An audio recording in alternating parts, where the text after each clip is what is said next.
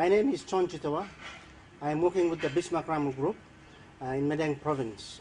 Bismarck Ramu Group is a non-government organization. We are based in Madang, working with communities mainly in Madang Province, is Seabed and Morobe Province. But we are not limited to those three provinces. We are also working with other communities within other parts of Papua New Guinea.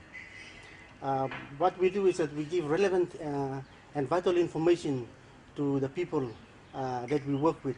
We work with different target groups, mainly communities, people that own resources in the country, on the issues that they face. And most of the issues that we help those people to address are in relation to large-scale destructive development, such as mining, logging, oil palm, commercial fishing. And one of the big issues that came, that is now currently hot in PNG, is the issue of deep-sea mining. For our case, we frame it as experimental seabed mining.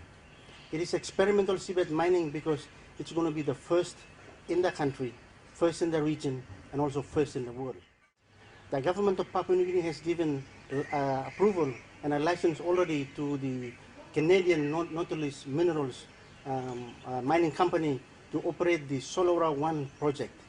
And the Solwara 1 project is located between East New Britain, New Ireland, and Madang Province. Now, Nautilus planned to build the first processing plant here in Madang Province. But because of the work that we've done over the years, they have moved to, they then went to East New Britain. Well, we've followed. We've held several meetings there. We've also documented the stories there. We had a big conference in Kokopo where a lot of people, a lot of local level government council, some even from New Ireland as well. We had to bring them over to East New Britain. They will land on us there as well. And after that conference, the NGOs that we were working with on the ground, they took over the campaign and they started to continue the campaign while we were back in Madang. But then some months later, we heard that the processing plant will be moved to Danu in Messi village on the west coast of New Ireland.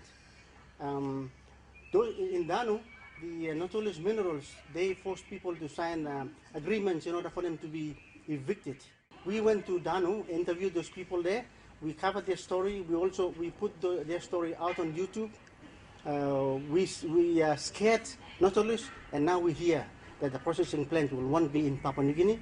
It will be in China. We have initiated a petition. We have created a petition where people in Madang, people in East New Britain, people in New Ireland, and also other parts of the country, they have signed this petition.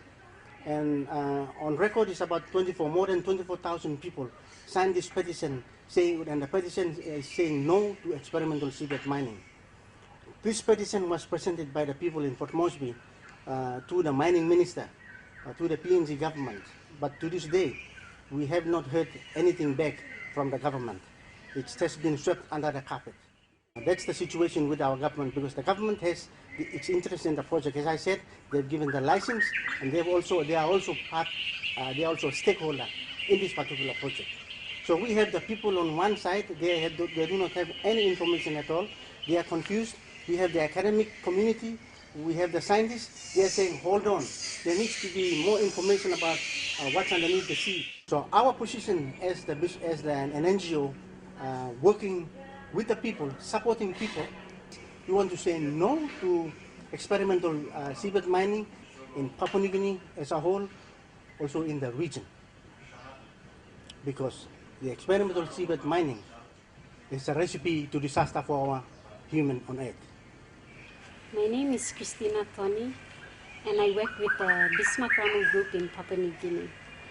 I work specifically with the Research, Information and Communication team. We see Solwara 1 project as a destructive foreign investment supported by the PNG government because the real benefits do not go down to the local people whose waters will be used as an experimental lab. The only thing that the people of New Ireland province, especially the west coast of New Ireland, will be getting from this is destruction and disaster to their livelihood, because they see the sea as their garden and as their means of identity, because their cultural identity is heavily dependent on the life that is in the sea and that comes from the sea.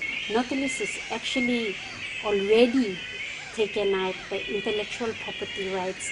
So the experiment that will be conducted at the Solwara 1 project will help Nautilus gain the knowledge and skills that is needed to help them push forward the idea of seabed mining in Papua New Guinea, in the region and in the world.